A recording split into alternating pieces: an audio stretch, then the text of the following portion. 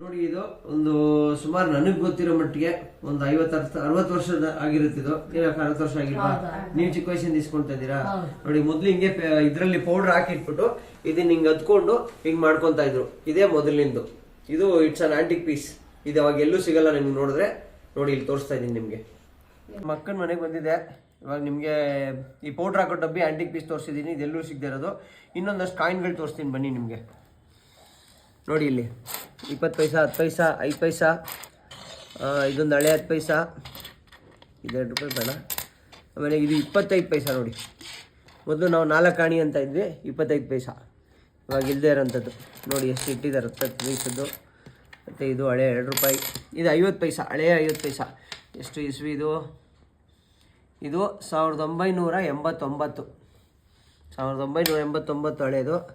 ಇನ್ನೊಂದು 5 ಪೈಸಾ ಇಲ್ಲೆಲ್ಲ ಇತ್ತು ನೋಡಿ. ಇದು 5 ಪೈಸಾ ಕಾಣಿಸ್ತಾನೂ ಇಲ್ಲ ಇದ್ರದ್ದು ಎಷ್ಟು ಇಸ್ವಿ ಅಂತ. ಇಷ್ಟು ಹಳೇದು. ಇದ್ರದ್ದು ಇಸ್ವಿ ಇಲ್ಲ. ಇದು 1994. ಇದು ಹೊಸ 10 ಪೈಸಾ. ಹೊಸ 10 ಪೈಸಾ ಅಂತ ಬಿಡುಗಡೆ ಆದಾಗ ಇದ್ರ ಬದಲು ಇದು ಬಂದಿತ್ತು ನೋಡಿ.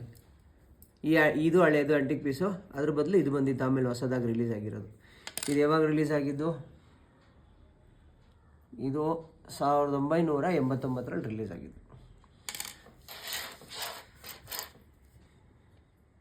Thank you. ನಾನು ನಿಮ್ಮ ಸಖತ್ ಸಂತು.